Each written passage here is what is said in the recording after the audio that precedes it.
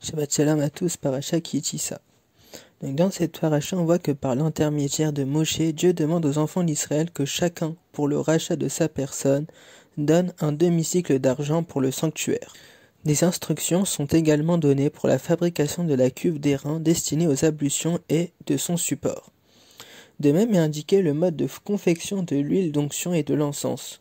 2 artisans au cœur empli de sagesse, Betsalel et Aholiab, sont chargés de la construction du sanctuaire. À nouveau, le respect du Shabbat est rappelé. Moshe semble tarder à redescendre du mont Sinaï. Le peuple se fait un veau d'or et se livre à son adoration. Dieu veut détruire les enfants d'Israël qualifiés de peuple à la nuque dure, mais Moshe intercède. Il descend de la montagne, portant les tables de la loi sur lesquelles sont graffés les 10 commandements. Voyant le peuple danser autour de l'idole, il brise les tables, puis détruit les veaux d'or. Il entreprend de châtier les coupables, puis Moshe retourne vers Dieu et le supplie de pardonner, sinon, dit-il, efface-moi de ton livre que tu as écrit. Dieu pardonne, mais la faute exercera ses effets pour longtemps. Dieu propose d'abord d'envoyer son ange pour qu'il accompagne le peuple, mais Moshe obtient que ce soit Dieu lui-même qui accompagne son peuple vers la terre promise.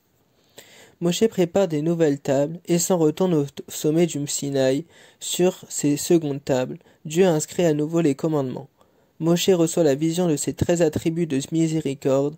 À son retour, son visage est à ce point rayonnant qu'il doit se couvrir d'un voile qu'il ne retire que pour s'adresser à Dieu et pour enseigner ses lois au peuple. Nous allons maintenant essayer de réfléchir sur un sujet de la paracha. Donc comme nous l'avons dit, on parle du Shabbat. Il y a un verset qu'on prononce au moment du Kiddush, Veshameru Béné Israël et à Shabbat la Asot et à Shabbat. Les Béné Israël garderont le Shabbat pour faire le Shabbat. Il convient de comprendre pourquoi la Torah nous demande de faire le Shabbat, alors qu'a priori le Shabbat est surtout symbolisé par l'interdiction d'effectuer une melacha, c'est-à-dire un travail. Donc, puisque c'est une mitzvah négative, la Torah aurait dû nous enjoindre de ne pas faire plutôt que de faire. Le Or HaChaim HaKadosh explique que la Torah fait ici allusion à la Tosefet Shabbat, ce supplément de Shabbat, ce que nous avons la mitzvah d'ajouter à l'entrée et à la sortie du Shabbat. C'est donc bien une mitzvah positive à accomplir.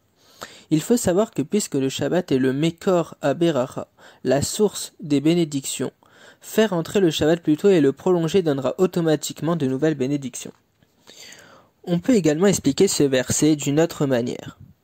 Nous savons que le respect du Shabbat chez les Béné Israël n'est pas un simple jour hebdomadaire de repos physique, comme c'est le cas chez les Goïm, qui se reposent le dimanche.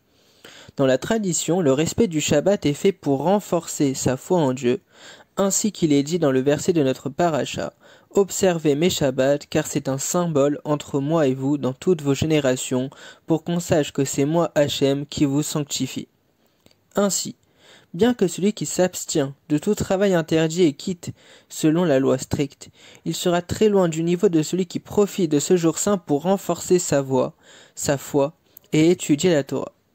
Quand la Torah nous demande de faire le Shabbat, il s'agit en fait de le faire et de le sanctifier par la pratique des mitzvot et de la réflexion sur la providence divine.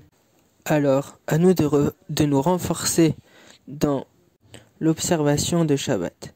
Shabbat Shalom à tous. Et plein de bonnes choses.